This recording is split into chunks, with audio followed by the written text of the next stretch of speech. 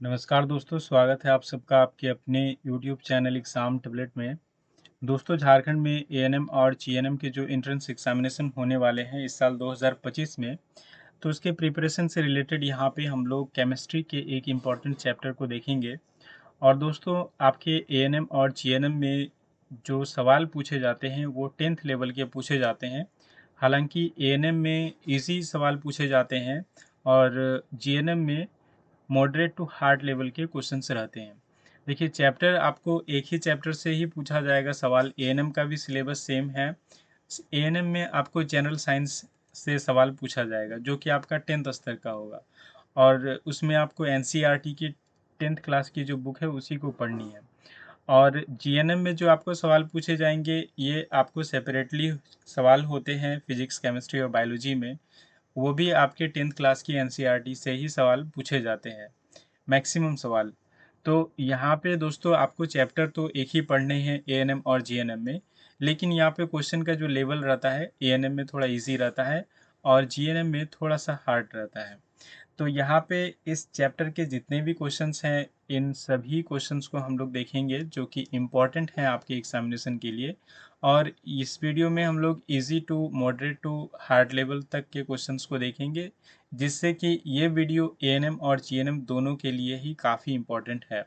दोस्तों, अगर वीडियो आपको 360 पिक्सल पे क्लियर नहीं दिखाई दे रहा है तो आप 480 पिक्सल पे आप देख सकते हैं यूट्यूब पे। अगर आप अपने मोबाइल पे देख रहे हैं तो आपको वीडियो पूरा तरह तरह से क्लियर आपको दिखाई देगा ये 480 पिक्सल में। तो यहाँ पे और एक चीज़ है दोस्तों, ये जो पीडीएफ है ये पीडीएफ आपको कहाँ मिलेंगे? ये पीडीएफ आपको हमारे टेलीग्राम चैनल पे मिल जाएंगे।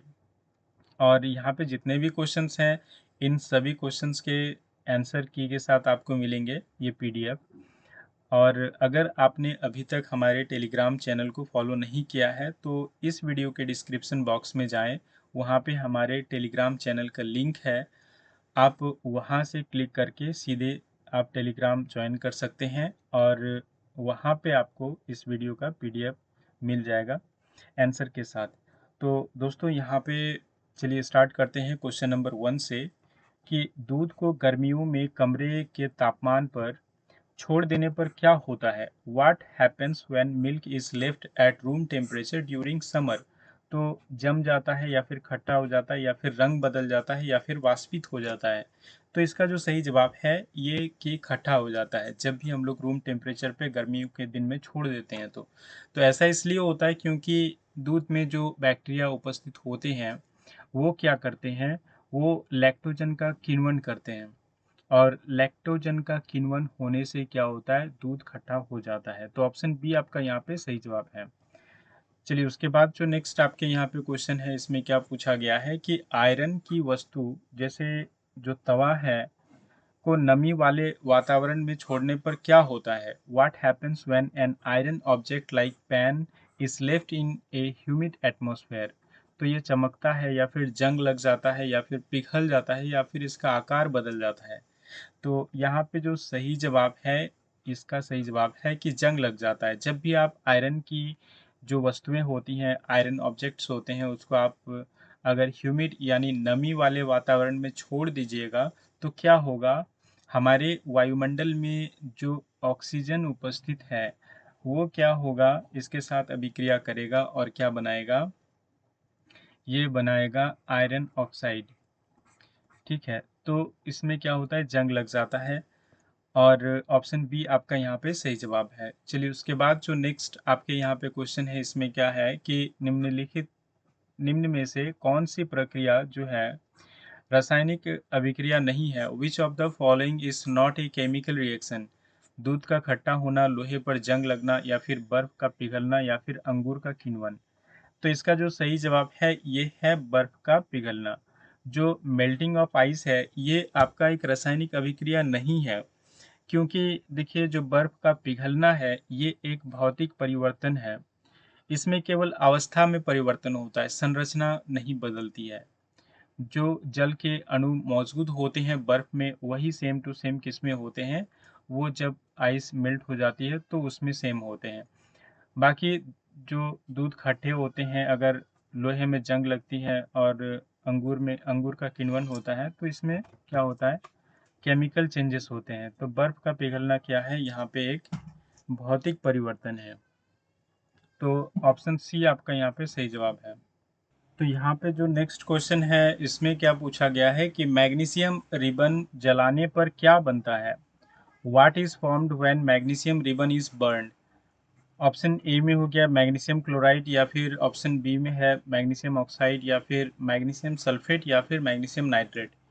तो देखिए, जब भी आप मैग्नीशियम रिबन को जलाएंगे तो आपको क्या मिलेगा, तो आपको मैग्नीशियम ऑक्साइड मिलेगा। ऑप्शन बी यहाँ पे सही जवाब है। देखिए, मैग्नीशियम रिबन को जब आप जलाते हैं तो क्या होता है कि वायु में जो ऑक्सीजन उपस्थित होते हैं उसके साथ क्या होती है, अभिक्रिया करती है मैग्नीशियम रिबन, और मैग्नीशियम ऑक्साइड बनाती है। और मैग्नीशियम जो ऑक्साइड ऑक्साइड बनाती है, ये क्या होता है, ये एक वाइट कलर का क्या होता है, पाउडर बन जाता है। आपको यहाँ पे सफ़ेद चूर्ण प्राप्त होगा। तो क्वेश्चन में आपको ये भी पूछ सकते हैं कि अगर मैग्नीशियम रिबन को जलाएंगे तो किस तरह का चूर्ण प्राप्त होगा, तो यहाँ पे व्हाइट पाउडर यानी सफ़ेद कलर का आपको चूर्ण प्राप्त होगा। चलिए, उसके बाद जो नेक्स्ट आपके यहाँ पे क्वेश्चन है, इसमें क्या पूछा गया है कि लेड नाइट्रेट विलयन में पोटेशियम आयोडाइड विलयन मिलाने पर क्या होता है। What happens when potassium iodide solution is added to lead nitrate solution. Option A में हो गया कोई परिवर्तन नहीं, या फिर ऑप्शन बी में हो गया विलयन गर्म हो जाता है, या फिर ऑप्शन सी में है पीला अवक्षेप बनता है, या फिर ऑप्शन डी में है गैस उत्सर्जित होता है। तो देखिए, इसका जो सही जवाब है ये है आपका कि पीला कलर का क्या होता है, येलो कलर का प्रेसिपिटेट बनता है यहाँ पे। और ऐसा इसलिए होता है क्योंकि यहाँ पे क्या होती है, द्विअपघटन अभिक्रिया होती है, डबल डिस्प्लेसमेंट रिएक्शन होता है, जिसमें कि जो लेड आयोडाइड है ये क्या करता है, ये एक पीला कलर का, येलो कलर का क्या करता है, प्रेसिपिटेट बनाता है। तो ऑप्शन सी आपके यहाँ पे सही जवाब है कि लेड नाइट्रेट विलयन में जब पोटेशियम आयोडाइड विलयन आप मिलाते हैं तो क्या होता है, एक येलो कलर का प्रेसिपिटेट आपको यहाँ पे बनते हैं। चलिए, उसके बाद जो नेक्स्ट आपके यहाँ पे क्वेश्चन है, इसमें क्या पूछा गया है, इसमें पूछा गया है कि जिंक ग्रेन्यूल्स पर तनु हाइड्रोक्लोरिक अम्ल यानी डाइल्यूटेड जो HCl है की अभिक्रिया से क्या होता है। What happens when dilute hydrochloric acid reacts with zinc granules. तो ऑप्शन ए में है आपके यहाँ पे ऑक्सीजन गैस बनती है, या फिर हाइड्रोजन गैस बनती है, या फिर कार्बन डाइऑक्साइड गैस बनती है, या फिर कोई गैस उत्सर्जित नहीं होती है। तो यहाँ पे जो आपका सही जवाब है ये है कि आपका हाइड्रोजन गैस यहाँ पे इवॉल्व होता है जब आप जिंक ग्रेन्यूल्स पर तनु हाइड्रोक्लोरिक अम्ल क्या करते हैं, मिलाते हैं। तो असल में इसमें क्या होता है कि जब जिंक जो होता है, देखिए हाइड्रोक्लोरिक अम्ल के साथ जब अभिक्रिया करता है तो क्या बनाता है, ये आपका हाइड्रोजन गैस बनाता है, प्लस में आपको यहाँ पे जिंक क्लोराइड बनाता है। चलिए, उसके बाद जो नेक्स्ट आपके यहाँ पे क्वेश्चन है, इसमें क्या पूछा गया है, रासायनिक अभिक्रिया का पता लगाने के लिए निम्न में से कौन सा संकेतक नहीं है। Which of the following is not an indicator of a chemical reaction. इसमें से देखिए, ऑप्शन में आपको दिए हुए हैं, और जो ऑप्शन दिए हुए हैं इनमें से कौन सा इंडिकेटर नहीं है कि केमिकल रिएक्शन हुआ है। तो ऑप्शन ए में है रंग में परिवर्तन यानी चेंज इन कलर, या फिर ऑप्शन बी में है आपके चेंज इन स्टेट, या फिर ऑप्शन सी में है तापमान में परिवर्तन, या फिर ऑप्शन डी में है आकार में परिवर्तन। तो देखिए, ये इसका जो सही जवाब है ये है आपका आकार में परिवर्तन। चेंज इन शेप जो है ये आपका एक भौतिक परिवर्तन है, और ये जो आपका कलर में चेंज होता है, अवस्था में परिवर्तन होता है, और जो तापमान में परिवर्तन होता है, ये किस में हो सकते हैं, ये हो सकते हैं आपके केमिकल रिएक्शन में। देखिए, अवस्था में परिवर्तन जो होता है ये बर्फ से जब आइस बनती है, सॉरी, आइस से जब आपके मेल्टिंग होके वाटर बनते हैं, तो असल में अवस्था में परिवर्तन होता है, लेकिन वहाँ पे जो उसके जल के अणु मौजूद होते हैं बर्फ में और जो आपके पानी में होते हैं वो सेम होते हैं, तो इसलिए वहाँ पे क्या है, वो एक भौतिक परिवर्तन है। तो देखिए आकार में परिवर्तन जो होता है ये जनरली किस में होता है, भौतिक परिवर्तन में होता है, रासायनिक परिवर्तन में नहीं होता है। चलिए उसके बाद जो नेक्स्ट आपके यहाँ पे क्वेश्चन है इसमें क्या पूछा गया है कि वर्ड इक्वेशन में रिएक्टेंट्स कहाँ लिखे जाते हैं, in a word equation where are the reactants written. तो देखिए जब भी आप रिएक्शन को लिखते हैं वर्ड्स में, मान लीजिए ए प्लस बी आप लिखे हैं और रिएक्शन करके सी बनाते हैं, तो आपके रिएक्टेंट्स जो होते हैं इसको लेफ्ट साइड लिखा जाता है, लेफ्ट हैंड साइड लिखा जाता है, और जो आपके प्रोडक्ट होते हैं इसको राइट हैंड साइड लिखा जाता है। तो यहाँ पे आपका जो सही जवाब है ये है आपका बाईं ओर लिखे जाते हैं रिएक्टेंट्स को। चलिए उसके बाद जो नेक्स्ट आपके यहाँ पे क्वेश्चन है इसमें क्या पूछा गया है कि जिंक और तनु सल्फ्यूरिक अम्ल की अभिक्रिया में कॉनिकल फ्लास्क का तापमान क्यों बदलता है। देखिए why does the temperature of the conical flask change during the reaction of zinc and dilute sulphuric acid. तो देखिए ऑप्शन में है कि आपका प्रकाश उत्सर्जित होता है, या फिर ऊष्माक्षेपीय अभिक्रिया होती है, या फिर ऊष्माशोषी अभिक्रिया होती है, या फिर तापमान में कोई परिवर्तन नहीं होता है। तो इसका जो सही जवाब है ये है आपका ऑप्शन बी, ऊष्माक्षेपीय अभिक्रिया होती है, एक्सोथर्मिक रिएक्शन होते हैं। जब जिंक को आप तनु सल्फ्यूरिक अम्ल में मिला देते हैं तो क्या होता है, जिस फ्लास्क में आप मिलाएंगे उसमें क्या होगा, फ्लास्क का जो तापमान होगा वो क्या होगा, जिस बर्तन में, फ्लास्क यहाँ पे बर्तन है, तो अगर जिंक तनु सल्फ्यूरिक अगर अम्ल है और इसमें अगर आप जिंक को मिला देते हैं तो क्या होगा, यहाँ पे इसका तापमान क्या होगा, तो इसका तापमान जो होगा, फ्लास्क का तापमान जो होगा वो क्या होगा, थोड़ा बढ़ जाता है, इंक्रीज हो जाता है। ये इसलिए होता है क्योंकि यहाँ पे जो अभिक्रिया होती है वो ऊष्माक्षेपीय अभिक्रिया होती है, एक्सोथर्मिक रिएक्शंस होते हैं जिससे ऊष्मा मुक्त होती है, तो इसलिए यहाँ पे ये जो फ्लास्क है ये गर्म हो जाता है। उसके बाद जो नेक्स्ट आपके यहाँ पे क्वेश्चन है इसमें क्या पूछा गया है कि रासायनिक समीकरण को संतुलित करने का मुख्य नियम क्या है, what is the main rule for balancing a chemical equation. Option A में है परमाणुओं की संख्या बदलनी चाहिए, या फिर द्रव्यमान संरक्षण का नियम, law of conservation of mass, या फिर अभिकारकों को हटा देना चाहिए, या फिर उत्पादों को बाईं ओर लिखना चाहिए। तो इसका जो सही जवाब है ये है आपका, जब भी किसी भी रासायनिक समीकरण को संतुलित करते हैं तो इस बात का ध्यान रखा जाता है कि इस अभिक्रिया में द्रव्यमान संरक्षण का नियम का पालन हो रहा है या नहीं हो रहा है।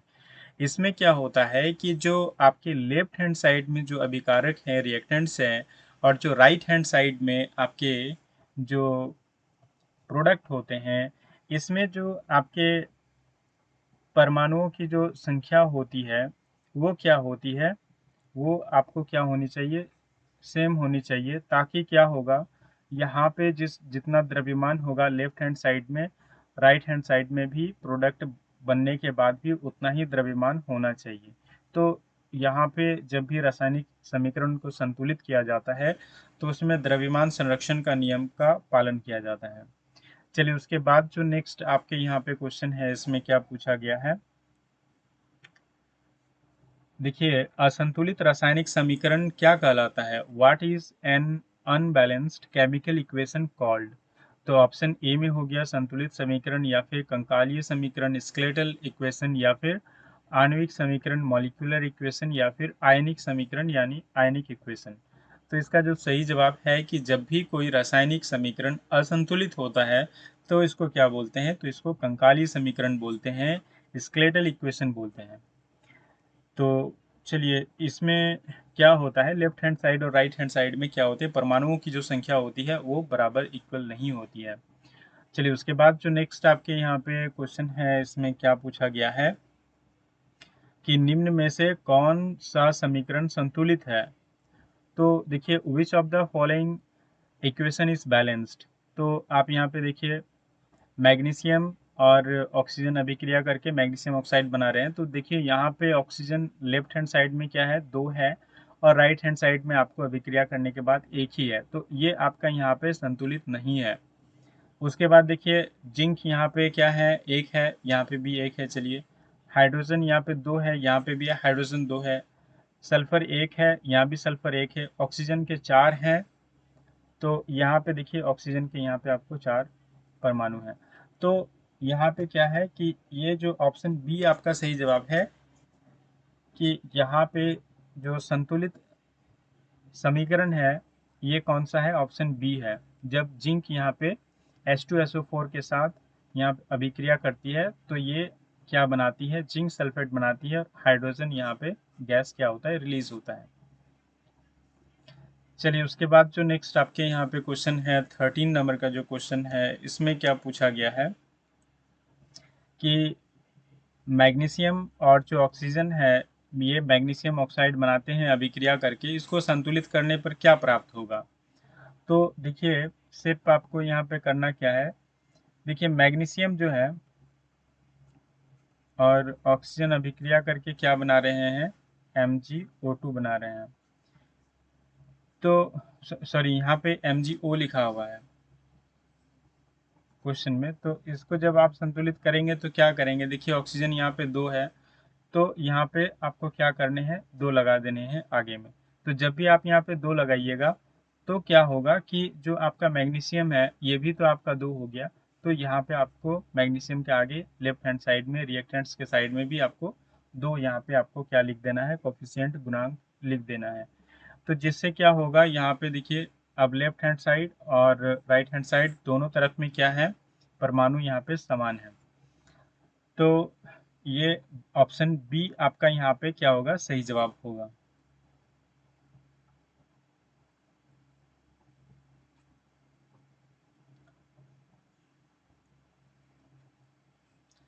चलिए, उसके बाद जो नेक्स्ट आपके यहाँ पे क्वेश्चन है, इसमें क्या पूछा गया है, 14th नंबर का जो क्वेश्चन है, इसमें पूछा गया है कि निम्न में से कौन सा संयोजन अभिक्रिया है, कॉम्बिनेशन रिएक्शन का उदाहरण है। Which of the following is an example of A combination reaction.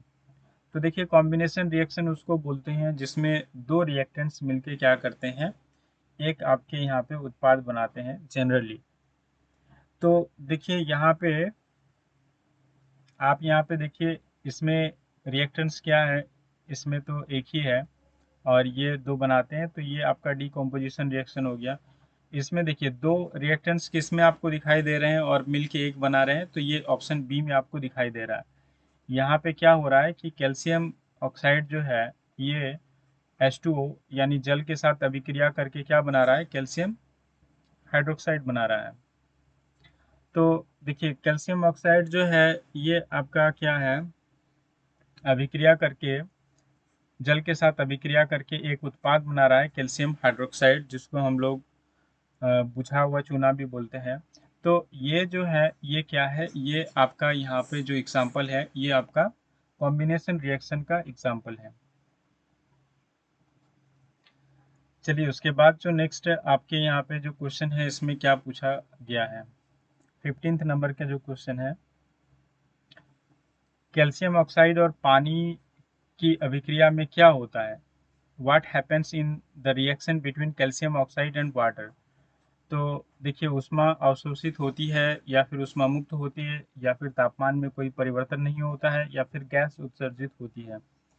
तो देखिए इसका जो सही जवाब है ये क्या होता है कि ऊष्मा यहाँ पे क्या होती है, उत्सर्जित होती है, हीट रिलीज होती है। और ये ऐसा कब होता है, जब कैल्शियम ऑक्साइड को क्या करते हैं आप, जब पानी में मिलाते हैं।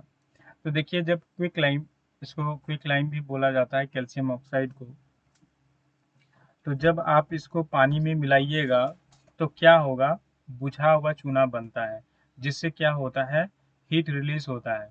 तो ऑप्शन बी आपका यहाँ पे सही जवाब होगा। और ये जो अभिक्रिया होती है ये क्या होती है, ये ऊष्माक्षेपी अभिक्रिया होती है, इसलिए यहाँ पे ऊष्मा क्या होती है, मुक्त होती है। चलिए, उसके बाद जो नेक्स्ट आपके यहाँ पे क्वेश्चन है इसमें क्या पूछा गया है कि संयोजन अभिक्रिया की पहचान कैसे करेंगे, how to identify a combination reaction, एक कॉम्बिनेशन रिएक्शन को आप कैसे पहचान करेंगे। तो देखिए कॉम्बिनेशन रिएक्शन का पहचान करने का जो सही तरीका है उसमें क्या है कि दो या दो से अधिक अभिकारक मिलके क्या बनाते हैं, एक उत्पाद बनाते हैं। Two or more reactants form a single product. तो इसमें क्या होता है, जैसे ए प्लस बी यहाँ पे क्या बनाते हैं, सी बनाते हैं। तो दो यहाँ पे रिएक्टेंट्स मिलके एक प्रोडक्ट बनाएंगे। तो ऑप्शन बी आपका यहाँ पे सही जवाब है। चलिए उसके बाद जो नेक्स्ट आपके यहाँ पे जो क्वेश्चन है इसमें क्या पूछा गया है कि स्लैग लाइम यानी जो आपका बुझा हुआ चूना है किसके संयोग से बनता है। Slag lime calcium hydroxide is formed by the combination of. तो ये आपके किसके बनते हैं, ये आपके बनते हैं कैल्शियम ऑक्साइड और H2O के। कैल्शियम ऑक्साइड क्विक लाइम को जब बिना बुझा हुआ चूना को जब आप पानी में मिलाइएगा तो क्या होगा, ये आपका बनेगा कैल्शियम हाइड्रोक्साइड, बुझा हुआ चूना ये बनाएगा। तो ऑप्शन बी आपका यहाँ पे सही जवाब है। चलिए उसके बाद जो नेक्स्ट आपके यहाँ पे जो क्वेश्चन है इसमें क्या पूछा गया है कि संयोजन अभिक्रिया के दौरान क्या संरक्षित रहता है। What remains conserved during a combination reaction. केवल द्रव्यमान या फिर जो आपके ऊर्जा है वही सिर्फ आपका संरक्षित रहता है, या फिर द्रव्यमान और परमाणुओं की संख्या, या फिर आपके कोई संरक्षण नहीं होते हैं। तो इसका जो सही जवाब है कि आपके जो कॉम्बिनेशन रिएक्शन होते हैं, संयोजन अभिक्रिया होती है, तो इसमें क्या होती है, इसमें द्रव्यमान और परमाणुओं की संख्या क्या होती है, संरक्षित होती है। जो आपके मास होते हैं और जो एटॉमिक नंबर्स होते हैं, नंबर ऑफ एटम्स होते हैं, ये आपके क्या होते हैं, सेम रहते हैं अभिक्रिया से पहले और अभिक्रिया के बाद।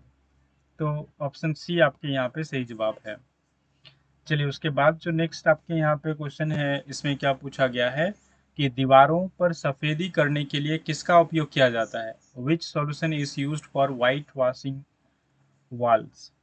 ऑप्शन ए में हो गया कैल्शियम कार्बोनेट CaCO3, या फिर कैल्शियम हाइड्रोक्साइड CaOH, या फिर आपके हो गए ऑप्शन सी में कैल्शियम ऑक्साइड CaO, या फिर कार्बन डाइऑक्साइड CO2। तो देखिए इसका जो सही जवाब है ये है आपका कैल्शियम हाइड्रोक्साइड, यानी बुझा हुआ चूना को यूज करते हैं किसमें, व्हाइट वॉशिंग में, दीवारों की सफेदी करने में।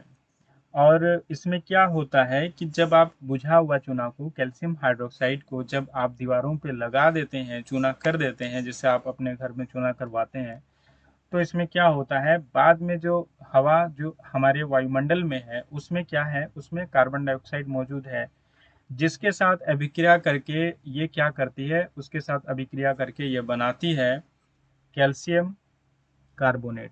और इस कैल्शियम कार्बोनेट की जो परत दीवार पे बनती है, इसके कारण क्या होता है, शाइनी टाइप का जो लुक आता है, जो चमकीला होता है पेंट करने के बाद, वाइट पेंट करने के बाद, वो इसी के कारण होता है। जब आप बुझा हुआ चूना को पेंट करेंगे तो उसमें क्या होता है, वायुमंडल में, एटमॉस्फेयर में जो भी कार्बन डाइऑक्साइड है उसके साथ रिएक्शन करती है, और एक दिन के बाद आपको देखिएगा पूरा चमकीला आपको दिखाई देगा। और ये इसलिए होता है क्योंकि ये कैल्शियम कार्बोनेट का एक परत बन गया होता है।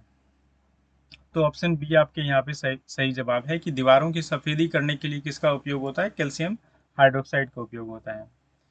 चलिए उसके बाद जो नेक्स्ट आपके यहाँ पे क्वेश्चन है इसमें क्या पूछा गया है, निम्न में से जो कौन सी अभिक्रिया ऊष्माक्षेपी है, एक्सोथर्मिक रिएक्शन है। मतलब ऊष्मा क्या करती है, ये ऊष्मा रिलीज करती है, हीट रिलीज करती है।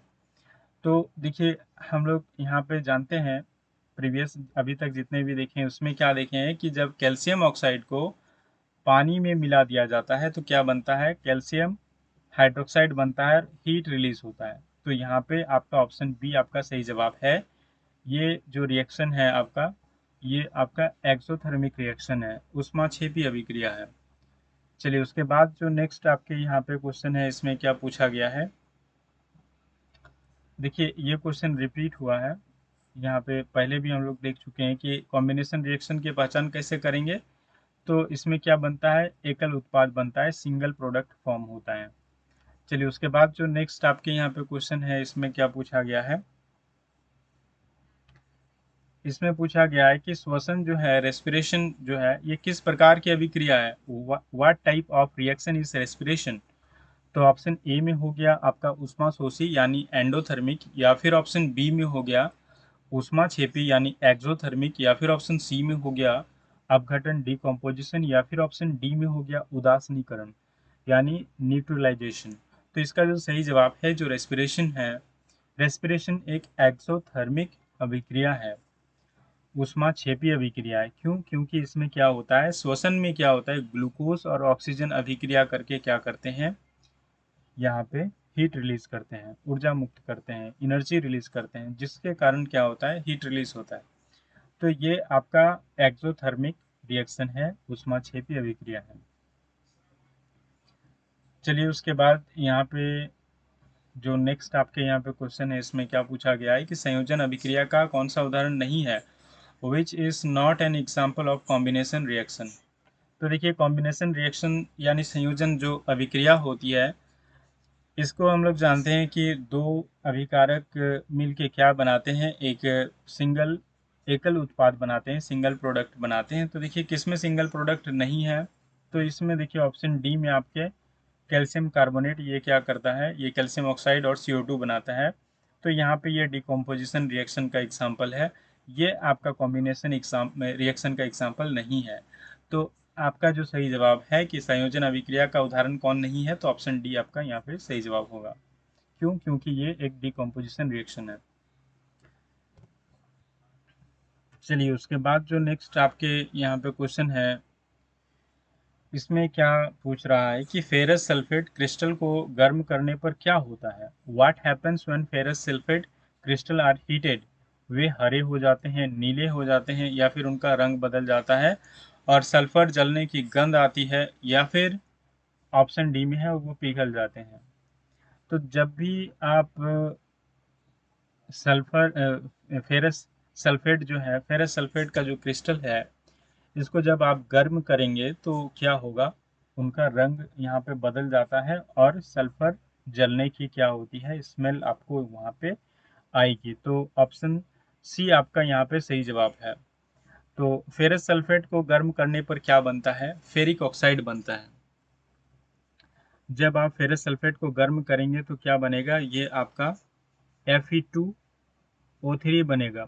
ये हो गया आपका फेरिक ऑक्साइड, और सल्फर डाइऑक्साइड फिर बनता है, सल्फर डाइऑक्साइड फिर बनता है जब आप फेरस सल्फेट क्रिस्टल को गर्म करते हैं, तो सल्फर डाइऑक्साइड, और फिर आपके क्या बनते हैं, सल्फर ट्राइऑक्साइड बनते हैं, SO3 भी बनते हैं। तो इसके कारण क्या होता है, यहाँ पे क्या होता है, रंग में परिवर्तन होता है और यहाँ पे सल्फर की गंध आती है। क्यों? क्योंकि यहाँ पे दो तरीके के, यहाँ पे देखिए सल्फर डाइऑक्साइड और सल्फर ट्राइऑक्साइड गैस आपके क्या होते हैं, रिलीज होते हैं। तो यहाँ पे आपका ऑप्शन सी सही जवाब है कि फेरस सल्फेट को जब आप फेरस सल्फेट के जो क्रिस्टल हैं उसको गर्म करेंगे तो क्या होगा, यहाँ पे फेरिक ऑक्साइड बनेगा और सल्फर डाइऑक्साइड और फिर सल्फर ट्राइऑक्साइड गैस रिलीज होगा। तो उससे क्या होता है, उसका रंग बदलता है और सल्फर के जलने की गंध आती है। चलिए उसके बाद जो नेक्स्ट आपके यहाँ पे क्वेश्चन है, इसमें क्या पूछा गया है, निम्न में से कौन सी अभिक्रिया थर्मल डिकम्पोजिशन का उदाहरण है। देखिए which of the following is an example of thermal decomposition. तो यहाँ पे देखिए पहले तो आप देखिए कि डिकम्पोजिशन रिएक्शन कौन सा है। ए में जो है आपका ये कॉम्बिनेशन रिएक्शन है, एक सिंगल प्रोडक्ट बना रहा है। और उसके बाद देखिए सी में भी आपके यहाँ पे क्या है, सिंगल प्रोडक्ट बन रहे हैं। यहाँ पे भी देखिए ये यहाँ पे भी प्रोडक्ट बन रहे हैं, और ये यहाँ पे डिस्प्लेसमेंट रिएक्शन है, क्योंकि यहाँ पे डिस्प्लेस कर दे रहा है जिंक हाइड्रोजन को, और हाइड्रोजन गैस यहाँ पे मुक्त हो जा रहा है। तो देखिए आपको यहाँ पे जो सही जवाब है कि थर्मल डिकम्पोजिशन क्या है, इसमें देखिए हीट दिया हुआ है, कैल्शियम कार्बोनेट को हीट जब देता है तो ये किस में बदल जाता है, कैल्शियम ऑक्साइड और कार्बन डाइऑक्साइड में बदल जाता है। तो ये आपका थर्मल डिकम्पोजिशन का क्या है, एग्जाम्पल है। क्यों? क्योंकि यहाँ पे देखिए हीट आपको यहाँ पे दिया जा रहा है, और इससे क्या हो रहा है, डिकम्पोज हो रहा है, कैल्शियम कार्बोनेट जो है ये क्या हो रहा है, डिकम्पोज हो रहा है, टूट रहा है, और किस में टूट रहा है? कैल्शियम ऑक्साइड में, कैल्शियम ऑक्साइड में टूट रहा है और कार्बन डाइऑक्साइड में टूट रहा है। तो ऑप्शन बी आपका यहाँ पे क्या है? सही जवाब है। चलिए उसके बाद जो नेक्स्ट आपके यहाँ पे क्वेश्चन है, इसमें क्या पूछा गया है?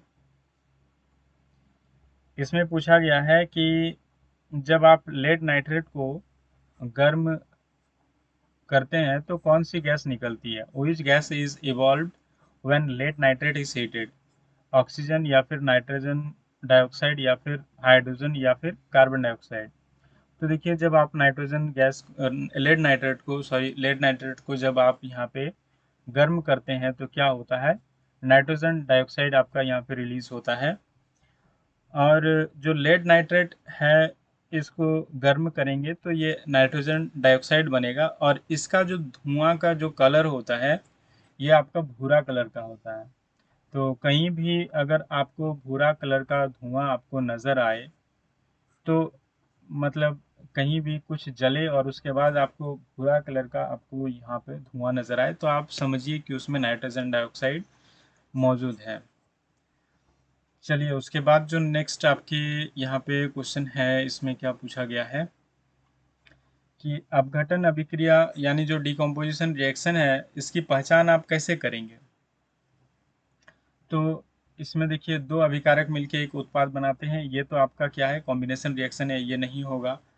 एक अभिकारक टूटकर एक उत्पाद बनाता है, ये भी नहीं होगा। एक अभिकारक टूटकर एक से अधिक उत्पाद बनाते हैं, ये आपका क्या होता है?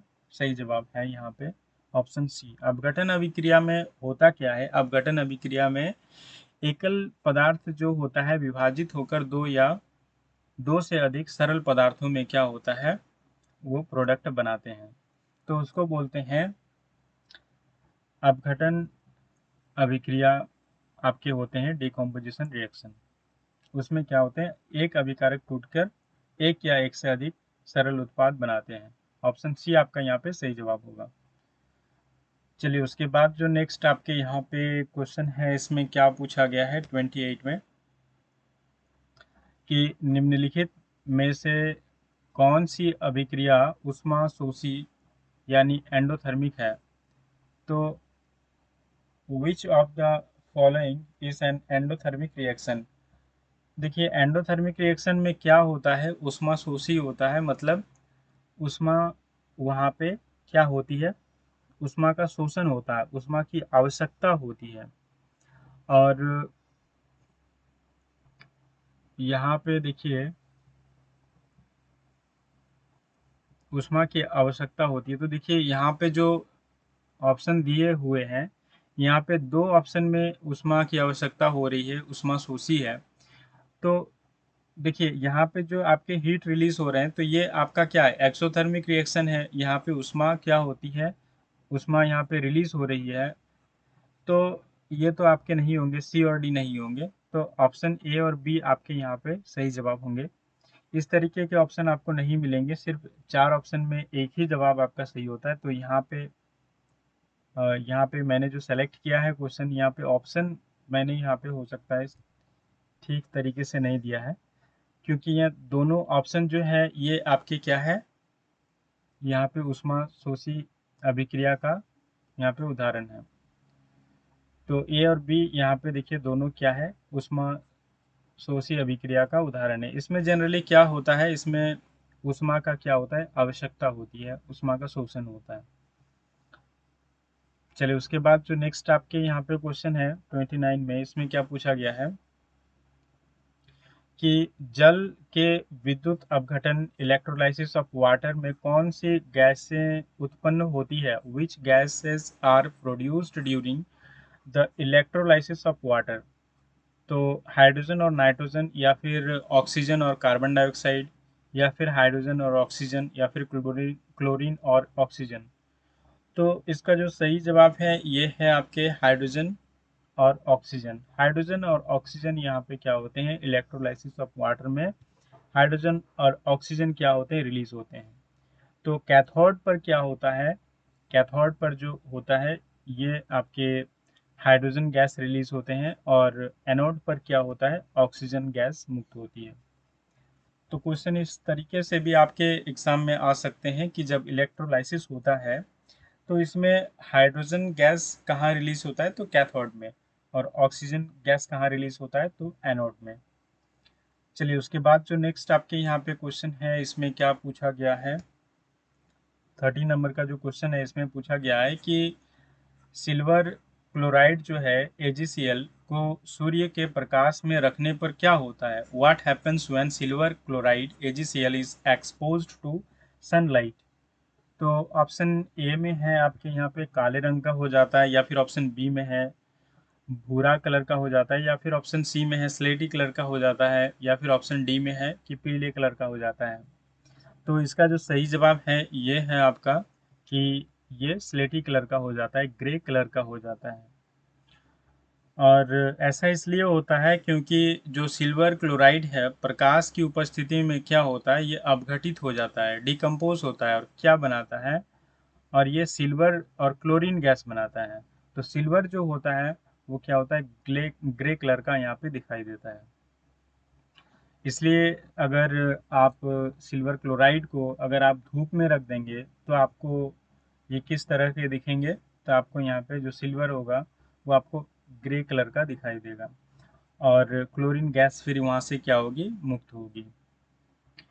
चलिए उसके बाद जो नेक्स्ट आपके यहाँ पे क्वेश्चन है 31 नंबर का, इसमें क्या पूछा गया है कि लेड नाइट्रेट यानी PbNO3 होल 2 जो है को गर्म करने पर कौन सी गैस निकलती है। Which gas is evolved when lead nitrate is heated। तो लेड नाइट्रेट को जब आप गर्म करेंगे तो क्या कौन सी गैस यहाँ पे रिलीज होगी, तो ये आपके यहाँ पे रिलीज होगी नाइट्रोजन डाइऑक्साइड और ऑक्सीजन। देखिए लेड नाइट्रेट को जब आप गर्म करेंगे तो भूरे रंग का आपको यहाँ पे क्या प्राप्त होगा, नाइट्रोजन डाइऑक्साइड NO2 आपको प्राप्त होगा, और ऑक्सीजन यहाँ पे क्या ऑक्सीजन गैस क्या होगा, रिलीज होगा। तो मैंने पहले भी कहा था कि जो आपका भूरा कलर का धुआं होता है वो किसका होता है, वो नाइट्रोजन डाइऑक्साइड का होता है। चलिए उसके बाद तो यहाँ पे आपका सही जवाब क्या हो जाएगा कि लेड नाइट्रेट को जब आप गर्म करेंगे तो आपको नाइट्रोजन डाइऑक्साइड और ऑक्सीजन यहाँ पे प्राप्त होंगे। चलिए उसके बाद जो नेक्स्ट आपके यहाँ पे क्वेश्चन है 32 नंबर का, इसमें क्या पूछा गया है कि फोटो डिकम्पोजिशन जो है, मतलब जो आपका प्रकाशीय जो विघटन है वो अभिक्रिया क्या है। तो इसमें क्या होता है, ऊष्मा द्वारा पदार्थ का विघटन होता है, या फिर विद्युत द्वारा पदार्थ का विघटन होता है, या फिर प्रकाश द्वारा पदार्थ का विघटन होता है। तो इसका जो सही जवाब है ये देखिए, प्रकाश द्वारा क्या होता है, लाइट के द्वारा क्या होता है, डिकम्पोजिशन होता है किसी भी मैटर का, सब्सटेंस का। फॉर एग्जांपल आपने अभी देखा कि जो आपके सिल्वर क्लोराइड है, अगर इसको हम लोग धूप में रखेंगे, सिल्वर क्लोराइड को AgCl को, तो धूप में रखने से ये क्या बना देता है, ये आपका सिल्वर और क्लोरीन गैस Cl2 गैस क्या होता है, रिलीज करता है। और ये जो सिल्वर होता है ये किस कलर का दिखता है, ग्रे कलर का दिखता है।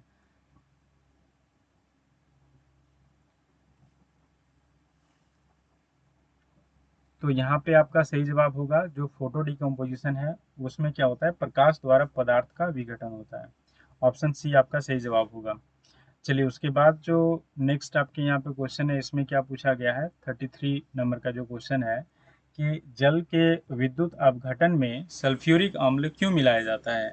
जब देखिए जल का जब इलेक्ट्रोलाइसिस किया जाता है, वाटर का जब इलेक्ट्रोलाइसिस किया जाता है तो उसमें क्या होता है, डाइल्यूट सल्फ्यूरिक एसिड मिलाया जाता है, H2SO4 मिलाया जाता है डाइल्यूट।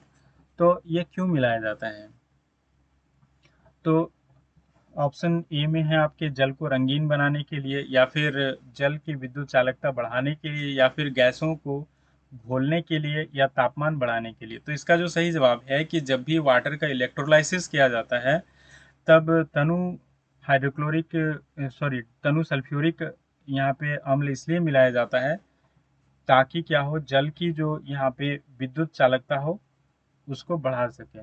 तो ऑप्शन बी आपका यहाँ पे सही जवाब होगा। चलिए उसके बाद जो नेक्स्ट आपके यहाँ पे क्वेश्चन है 34 का, इसमें क्या है कि सिल्वर ब्रोमाइड जो है आपका AgBr को सूर्य के प्रकाश में रखने पर क्या होता है। तो जब भी आप सिल्वर ब्रोमाइड को आप अगर सूर्य के प्रकाश में रखेंगे तो क्या होगा, ये भी आपका क्या बनाता है, ग्रे कलर का यहाँ पे क्या बनाता है, ये एक पदार्थ बनाएगा। तो देखिए सिल्वर ब्रोमाइड को जब आप रखते हैं तो ये अपघटित होकर क्या बनाता है, सिल्वर ही मतलब यहाँ पे बनाता है और ब्रोमीन गैस को क्या करता है, रिलीज करता है। तो सेम चीज हो रहा है, जैसे कि आपका सिल्वर क्लोराइड को आप धूप में रखते थे तो क्या बनता था, सिल्वर और आपका यहाँ पे उसमें क्लोरीन गैस रिलीज होता था, इसमें आपका ब्रोमीन गैस रिलीज होगा। और ये जो सिल्वर है ये आपका किस कलर का है, ग्रे कलर का है, ग्रे कलर का है। तो यहाँ पे आपका कलर जो बनेगा वो ग्रे कलर का बनेगा। चलिए उसके बाद जो नेक्स्ट आपके यहाँ पे क्वेश्चन है 35 में, इसमें क्या पूछा गया है कि निम्नलिखित में से कौन सी अभिक्रिया ऊष्माशोषी यानी एंडोथर्मिक है। Which of the following is an endothermic reaction.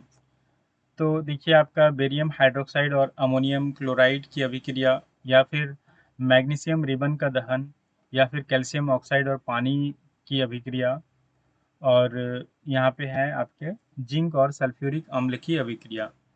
तो इसका जो सही जवाब है ये है आपका बेरियम हाइड्रोक्साइड और अमोनियम क्लोराइड की अभिक्रिया जो है ये आपका एंडोथर्मिक रिएक्शन है।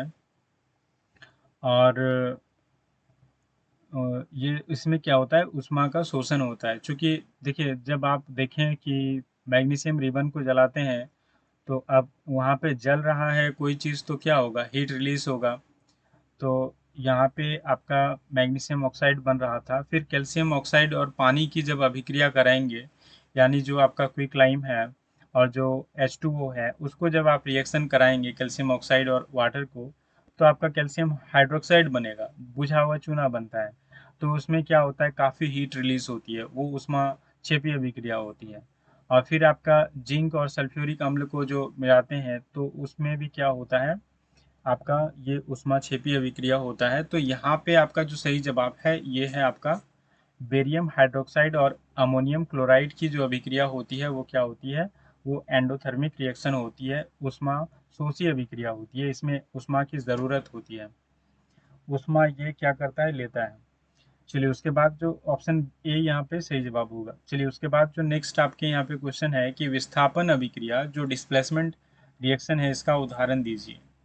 तो देखिए डिस्प्लेसमेंट रिएक्शन में जनरली क्या होता है, एक जो आपके यहाँ पे पदार्थ हैं वो क्या करते हैं, दूसरे पदार्थ को क्या करते हैं, डिस्प्लेस करते हैं, हटा देते हैं। तो ऐसा यहाँ पे किस में हो रहा है, देखिए ये आपको यहाँ पे देखिए ऑप्शन बी में यहाँ पे डिकम्पोजिशन हो रहा है, ऑप्शन सी में आपको यहाँ पे क्या हो रहा है, ये तो आपका कॉम्बिनेशन रिएक्शन हो गया, संयोजन अभिक्रिया हो गया। उसके बाद फिर देखिए AgCl जो है ये तो आपका डिकम्पोजिशन रिएक्शन हो गया, जो आपका प्रकाश में रखने पर सिल्वर क्लोराइड किस में बदल जाता है, सिल्वर और क्लोरीन गैस में बदल जाता है। तो ये तीनों ऑप्शन आपके नहीं होंगे। यहाँ पे जो आपका सही जवाब है ये है आपका, जब आप आयरन का अभिक्रिया जब आप कॉपर सल्फेट से कराते हैं तो ये आपका आयरन सल्फेट बनाता है और कॉपर को ये डिस्प्लेस कर देता है। कॉपर को देखिए इसलिए डिस्प्लेस करता है क्योंकि कॉपर से ज़्यादा रिएक्टिव कौन है, आयरन है, तो इसलिए उसको डिस्प्लेस कर देता है। तो ऑप्शन ए यहाँ पे जो है ये आपका क्या है, ये आपका डिस्प्लेसमेंट रिएक्शन का एग्जाम्पल है। चलिए उसके बाद जो नेक्स्ट आपके यहाँ पे क्वेश्चन है 37 में, इसमें क्या पूछा गया है कि जल के विद्युत अपघटन में एकत्र की गई गैसों का आयतन का अनुपात क्या होता है। तो देखिए इसमें इलेक्ट्रोलाइसिस के ड्यूरेशन में जो आपके गैसेस कलेक्टेड होते हैं, इसमें जो आपका गैस का आयतन का अनुपात होता है वो क्या होता है, वो आपका 2:1 होता है। क्यों, क्योंकि देखिए जो आपके जल के अणु होते हैं उसमें हाइड्रोजन के दो परमाणु होते हैं और ऑक्सीजन के एक परमाणु होते हैं, और इस तरीके से जल के अणु को बनाते हैं। तो इसमें जो अनुपात है देखिए हाइड्रोजन का कितना है, 2 है, और ऑक्सीजन का कितना है, एक परमाणु है। तो आयतन जब इसका निकाला जाता है, जब गैस को कलेक्ट करके इलेक्ट्रोलाइसिस में, तो ये भी आपका 2:1 में आपको प्राप्त होगा।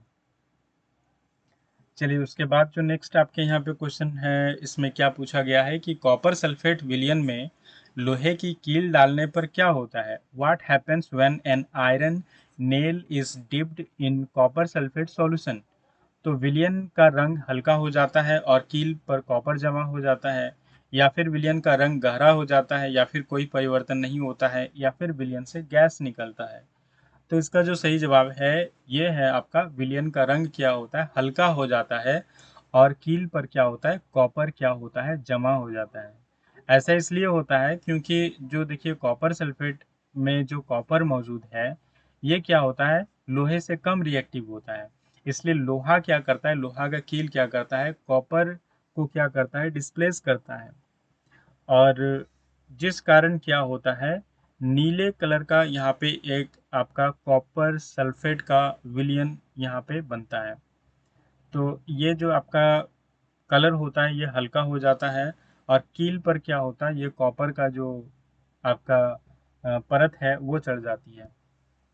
तो इससे क्या होता है, ये आपका जो विलयन का रंग होता है ये हल्का हो जाता है। चलिए उसके बाद जो, तो यहाँ पे आपका ऑप्शन ए यहाँ पे सही जवाब है। चलिए उसके बाद जो नेक्स्ट आपका यहाँ पे क्वेश्चन है, इसमें क्या पूछा गया है कि आयरन कील को कॉपर सल्फेट के विलयन में डालने पर क्या होता है। तो ये सेम यहाँ पे आपका क्वेश्चन है। चलिए उसके बाद जो नेक्स्ट आपके यहाँ पे क्वेश्चन है, इसमें क्या पूछा गया है, 14 नंबर का जो क्वेश्चन है, निम्न में से कौन सी अभिक्रिया विस्थापन अभिक्रिया है। डिस्प्लेसमेंट रिएक्शन का एग्जाम्पल यहाँ पे पूछ रहा है। तो देखिए डिस्प्लेसमेंट रिएक्शन आपको कौन सा यहाँ पे आपको दिखाई दे रहा है। तो देखिए यहाँ पे जिंक जो है, जिंक क्या कर रही है, कॉपर सल्फेट में, कॉपर सल्फेट के साथ जब रिएक्शन कर रही है, तो जिंक सल्फेट यहाँ पे बना रही है, कॉपर को क्या कर रहा है, डिस्प्लेस कर रहा है। जिंक जो है ये रिएक्टिव है कॉपर की तुलना में। तो यहाँ पे ऑप्शन बी आपका यहाँ पे सही जवाब होगा। डिस्प्लेसमेंट रिएक्शन में जनरली क्या होता है, एक जो आपका पदार्थ है वो दूसरे पदार्थ को क्या करता है, डिस्प्लेस कर देता है। जैसे आपका यहाँ पे जो जिंक जो एलिमेंट है आपके, ये कॉपर को क्या किया, कॉपर सल्फेट में से कॉपर को यहाँ पे क्या किया, अलग कर दिया, ठीक है, डिस्प्लेस कर दिया, हटा दिया। तो यहाँ पे ये जिंक सल्फेट बना दिया, और फिर आपका यहाँ पे कॉपर अकेला यहाँ पे इसको डिस्प्लेस कर दिया गया, तो कॉपर अलग हो गया। तो यहाँ पे ये है आपका डिस्प्लेसमेंट रिएक्शन। चलिए उसके बाद देखिए यहाँ पे ये 41 में आपके यहाँ पे पूछे गए हैं कि डबल डिस्प्लेसमेंट अभिक्रिया, जो डबल डिस्प्लेसमेंट रिएक्शन है, इसका एग्जाम्पल दीजिए।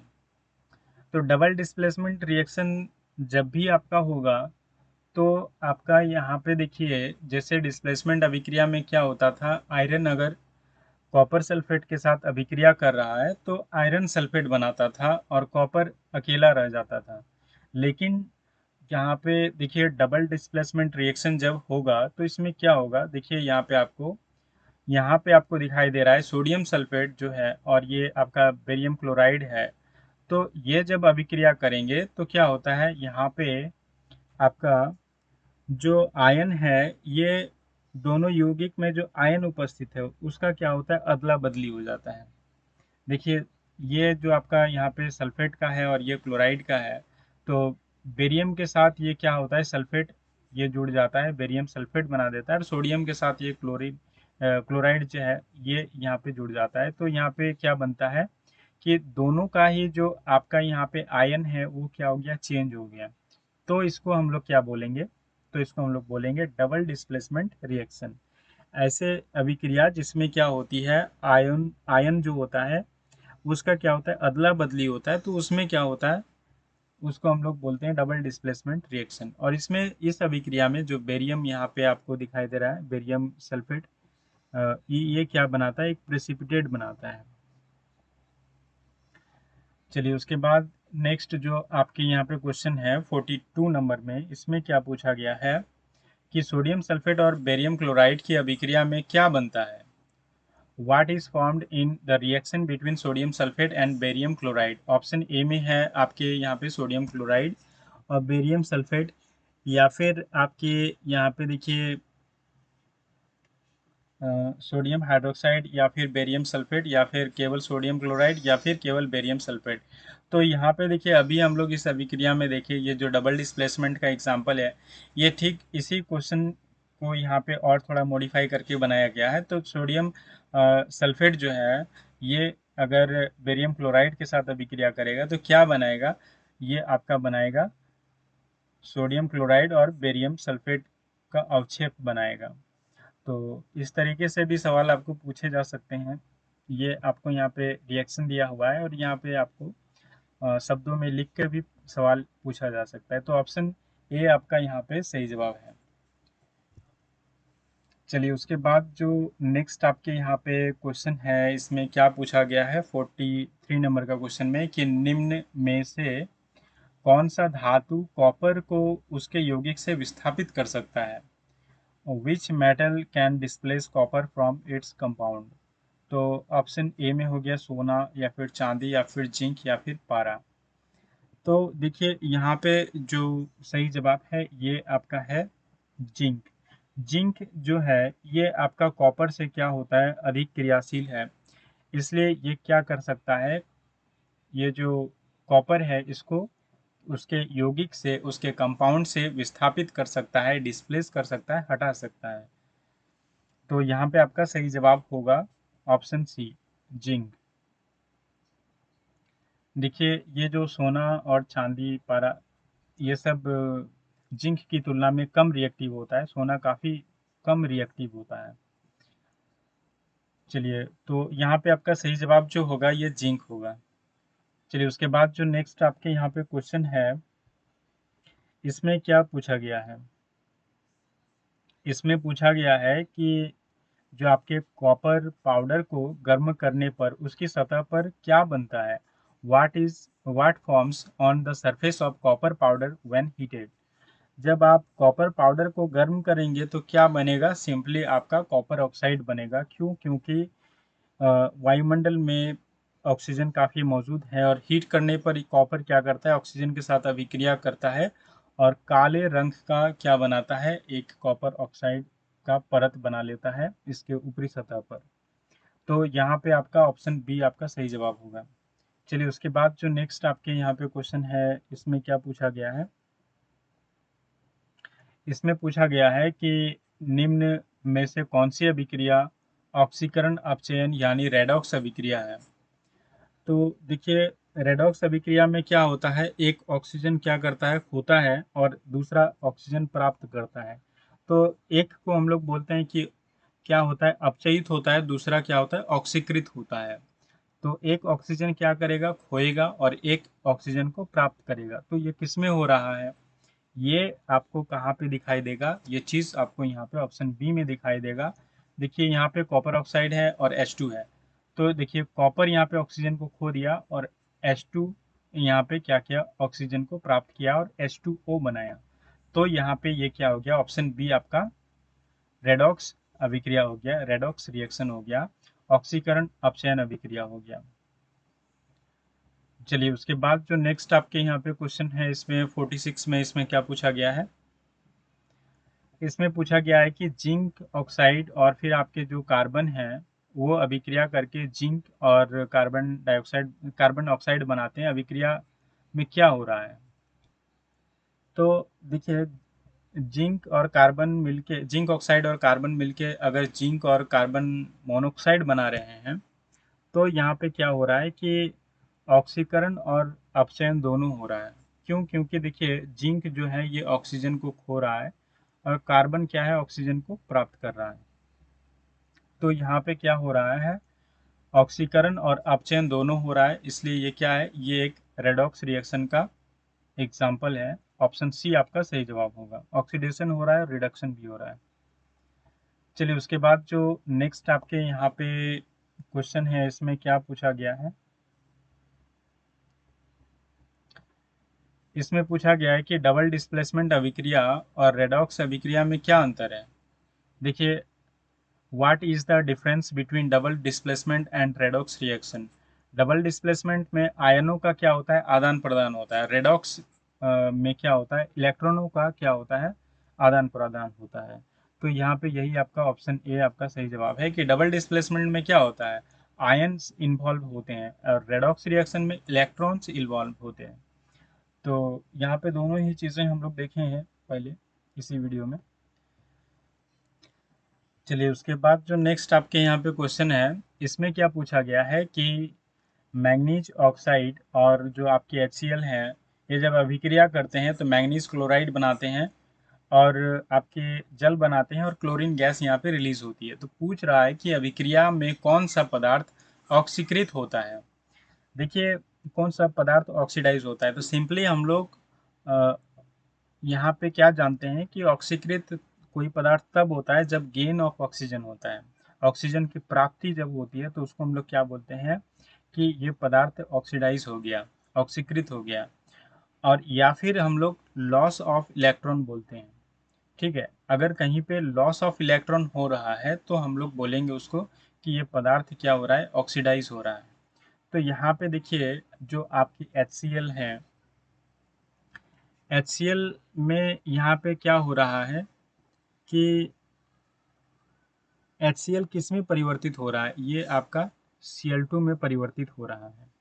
तो यहाँ पे हाइड्रोजन जो यहाँ पे हो रहा है वो खो रहा है, ये जो क्लोरीन है।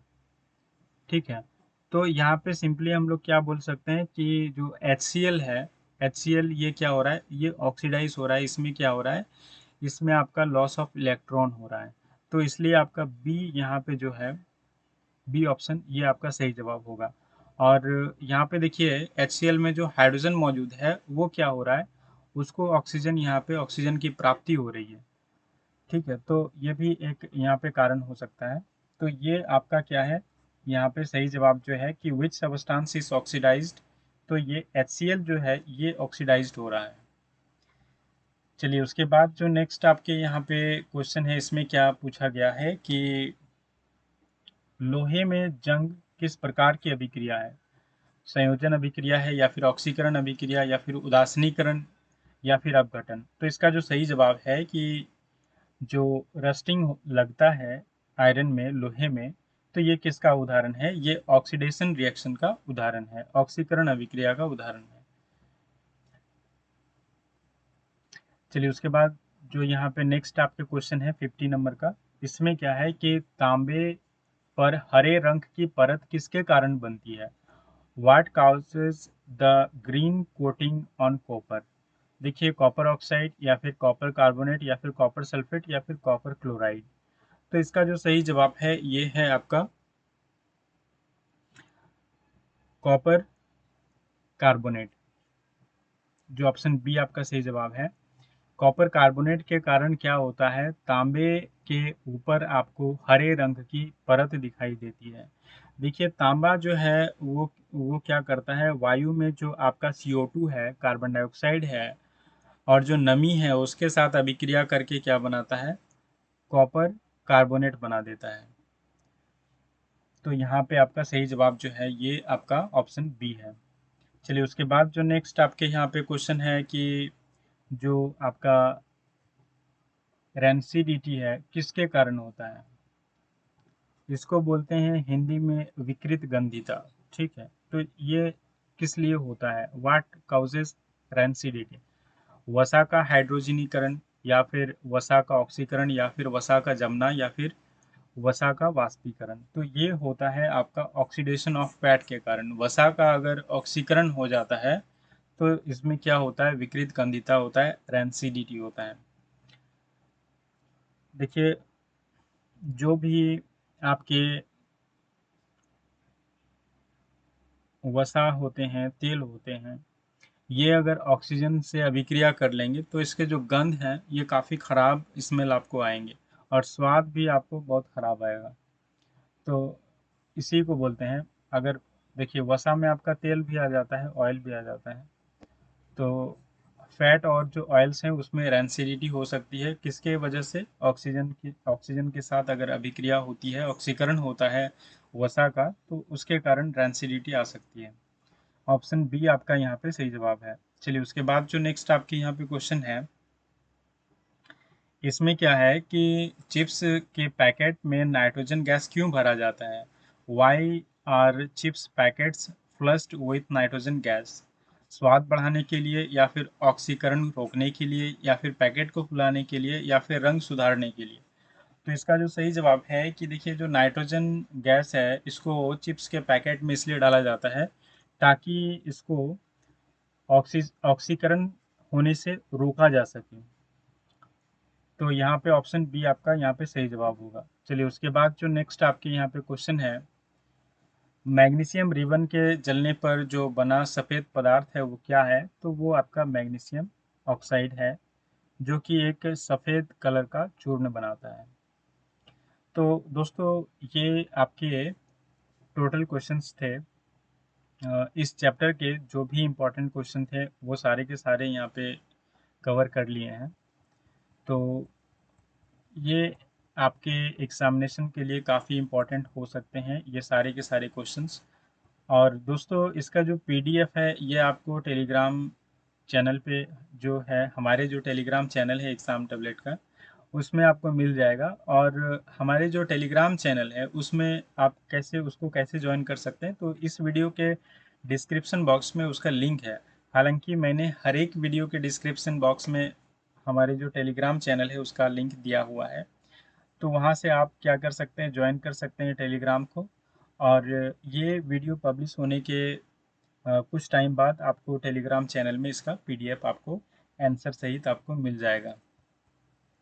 तो दोस्तों वीडियो को अंत तक देखने के लिए बहुत बहुत धन्यवाद। और वीडियो को लाइक करें, शेयर करें, और अगर आप हमारे इस चैनल में नए व्यूअर हैं तो हमारे इस चैनल को ज़रूर सब्सक्राइब कर लीजिए और बेल आइकन को भी प्रेस कर लीजिए ताकि मैं जब भी वीडियो अपलोड करूं तो सबसे पहले इसका नोटिफिकेशन आपको मिल पाए।